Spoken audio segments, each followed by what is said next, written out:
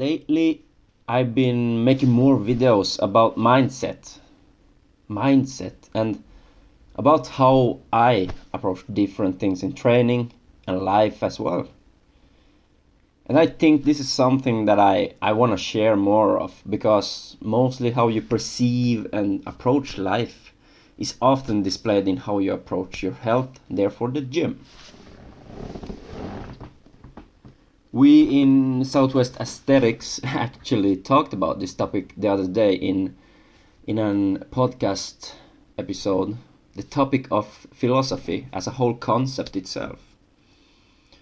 Philosophy today is often being neglected and totally swept under the rug because the aspect of perceiving information in philosophical matters is considered to be boring or like very irrelevant to our needed knowledge for life. I beg to differ. Yes, it can be quite dragging and boring to read about the philosophers themselves and learning about things like what Aristotle or Plato said or something like that. I mean, I agree that it's quite boring, and I also thought this was quite irrelevant for me to know. But if we think about what philosophy really is, I feel like it's being taught in way too little areas, or at least in the wrong areas and in the wrong way. Because philosophy is about asking the difficult and uncomfortable questions. It's about critical thinking and gaining a perspective over the way you ought to think and approach the different things in life to live as independently and happy as possible. I'm talking about this now as well because I do feel this matter plays a huge role in our training as well. It's something I haven't dwelled on in the past, but I actually been doing for quite some time without even knowing it. But as the psychological thinker I am, this comes as no surprise. I often mention that I like being unique in my training the things which no one else is doing. This concept also revolves around doing the vulnerable things, doing and practicing things that makes you uncomfortable. And this is like a philosophy I've been striving towards without me even knowing it. Of course, it matters a great deal how invested you are within the activity. Me, for example, I would always try to go the extra mile when it comes down to the gym. I want to be the best version of myself, and therefore I will always try to look for unique ways, unique methods that's being ignored by the most people, because if I can do something and improve myself at something that no one else is doing, it gives me quite it gives me the feeling of mastering your own thing, and that's the feeling I love.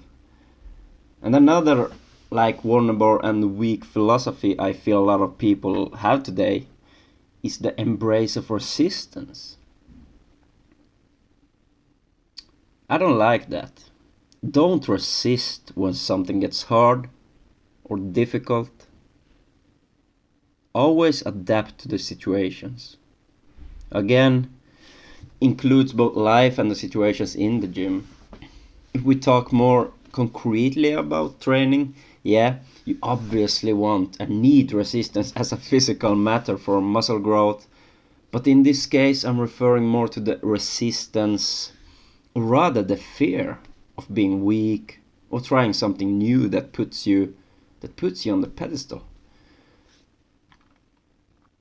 I see and hear so many people that's avoiding the work that they actually desperately need. And the quote that really revolves around this that I absolutely adore goes like this: the magic you're looking for is in the work you're avoiding. And this quote has gone quite viral, but I really like it. I mean, this is something I'm exploring all the time without me even knowing it. But this is so true. The magic you're looking for is in the work you're avoiding. Meaning that majority of the things that you maybe feel more inferior at or just weak at is probably being suppressed just by the fact that you aren't doing things within that area.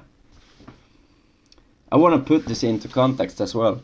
If you're looking for a bigger squat, looking for improvement in the stamina or in endurance in your training, feeling out of breath just after doing 5 reps of squat, or running for 10 minutes on the treadmill, you won't achieve these accomplishments being the magic if you keep avoiding the work of it. And one last thing that I truly want to mention, and this is where your drive and motivation comes from. And I talked about this before as well, about how do you stay motivated to do the work. And I mentioned you need to find the joy. You need to find the joy of what you're doing.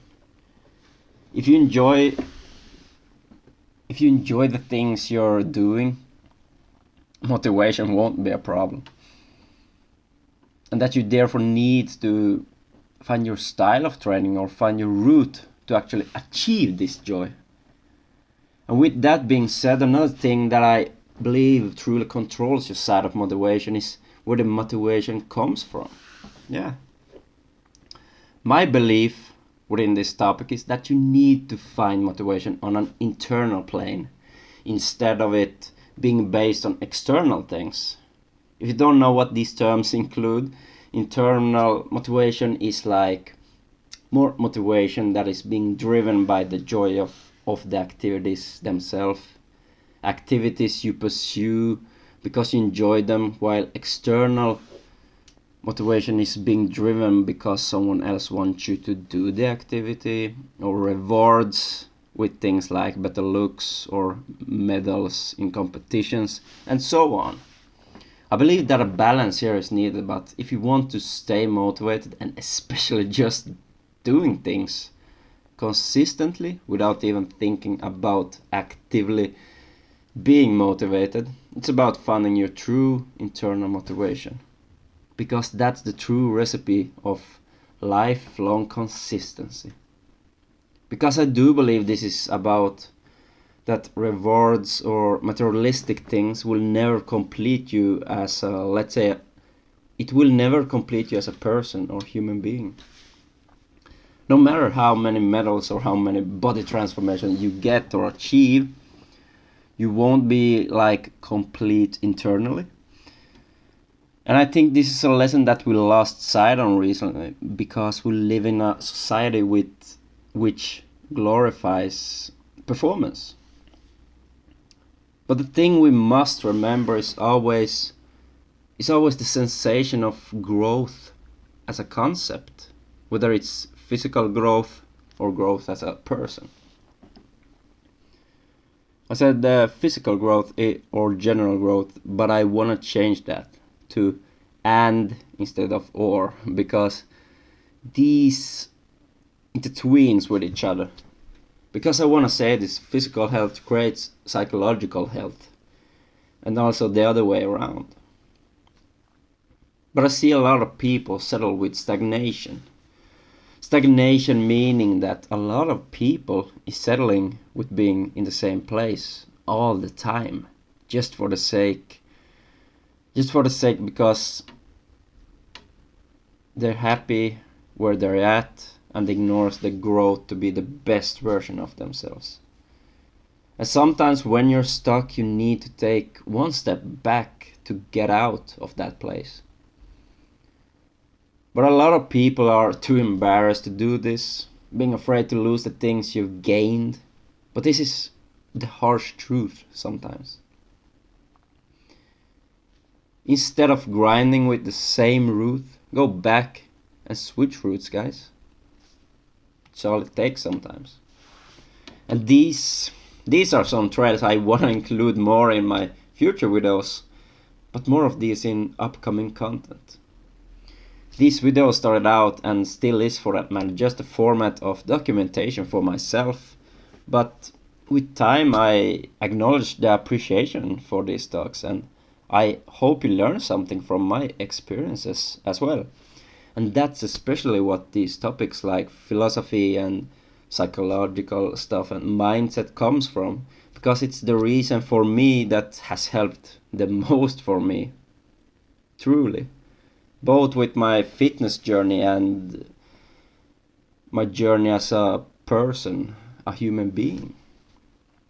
I also want to leave you with this line: experience builds wisdom, wisdom builds confidence, and confidence, it gets you to success. May sound cliche, but that's something I truly think is important to think about. And this is a topic I actually planned talking about in my upcoming video that I will post next week.